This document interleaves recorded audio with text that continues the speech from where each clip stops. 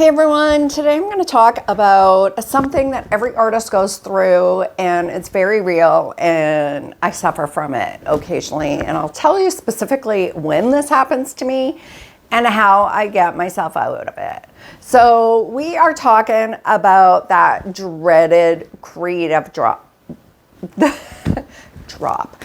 dreaded creative block. See, I can't even say it. It just, gives me anxiety.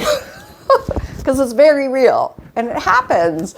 And as a professional artist, it's something that we dread the most. But what I'm going to do is I'm going to give you 3 tips on how to conquer it. This has helped me. And as a professional artist doing this for over 22 years, you can imagine how often it happened throughout my career. So I've kind of found these great tips, and I talk about it a lot with my students and my Painting with Yvette community in my lives.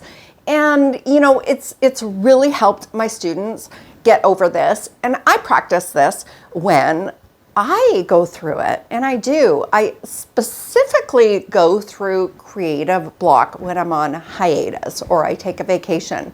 So it's that time where I'm not creating continually that I kind of lose my focus and I don't know where to pick up and begin. And I'm sure everybody feels this. And when does it happen? Well, it happens, just like I said, when we're not creating, and it happens to all of us. So because I'm an entrepreneur and I have 3 brands and branches to my business, I'm not always with my paintbrush.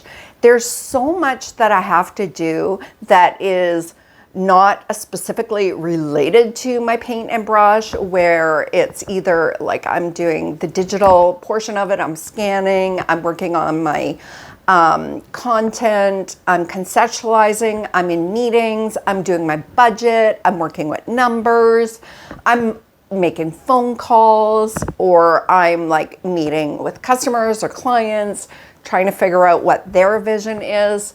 And oftentimes when I'm recording videos or I'm recording courses. Now, when I'm recording courses, it's one thing because I'm actually putting paint to brush, but there's such a big post-production part of it where I'm at the computer. So sometimes I'll be at the computer for a week or 2 straight and I haven't been painting. And then when I get back to paint and brush, that's where my block happens. Hi, Koa. There's my dog. I got a little husky, and he's my buddy. He's my studio buddy. But he got into shenanigans this morning when I came back from dropping the kids at school, and he got into their top ramen. Yeah, his food and water is in our pantry, and he decided to have a snack. So he's feeling a little ashamed at the moment, aren't you, Koa? You feeling ashamed? Yes, you are. So he's trying to suck up. Anyways, getting back to topic, I am going to talk about 3 things that you can do to conquer block, and these things will really kind of help you get out of that loop. So the first thing, number 1, is visual inspiration. We are visual artists, right? We're creating, so we need that spark to ignite. So one thing that I do, and I recommend all the time to my students, and it's been very helpful, is hop on Pinterest. Start looking at things that will spark inspiration. If we start looking at what's happening out there visually, that's where our creativity comes from, right? We're looking at colors and patterns and art and maybe decor so that we could get ideas of how to put subject and content and stories and color into our art. This is huge. Another one of my favorites, is just to go shopping. I think it's a great excuse to get out of the house and do something that you love and, tell your husband that you're doing market research. That's what I do anyways. And go to your favorite decor stores and walk the aisles and look at the art. Look at the trends that are there. Get inspiration for color and subject. This is I think this is one of the things that get me back into creating, but I get so overwhelmed with ideas. then I have to kind of sit down and plan, like, what am I going to do, right? So this is going to bring us into tip number 2, which is creating an inspiration board. You can do this in Pinterest. It's kind of your one-stop shop. But if you, first of all, if you haven't, as a creative and you haven't explored Pinterest, you're missing out and you've got to get on it. It is something that's like an industry secret, okay? Agencies, artists, manufacturers, decor stores, retail stores, they're all on Pinterest. We're all looking for inspiration. We're seeing what's trending. So yeah, you got to get on Pinterest. But getting back to that inspiration board, create an inspiration board. Just, and you don't have to like conceptualize right away. Just, you know, when you see a color palette that you love, or you see, you know, paintings that you love or subject, maybe you're like looking at, you know, art like this in the background, floral vases, and you're like, oh, those are so pretty, I want to try painting them. Like, pin them, and then start pinning color palettes that you love.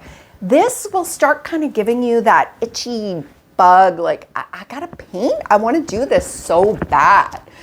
And that's really going to help. By the way, if you love the content that I'm bringing and you want to hear more of this, make sure you subscribe, like this video, and check out the other videos with tips that I have down below. I don't want you to miss out on any good stuff that I have to share. Okay, so let's get into tip number 3. Okay, this is going to be the part where you have to really commit to. All right, have your space that you create in set up and ready to go whenever you need to. Because once you start getting all that inspiration from tip 1 and tip 2, and you've put this kind of inspiration board together, you're gonna want to start painting. You're gonna be itching to paint. You're gonna be like, oh my gosh, it's like Christmas and I want to open up those gifts, and you just want to sit down and paint.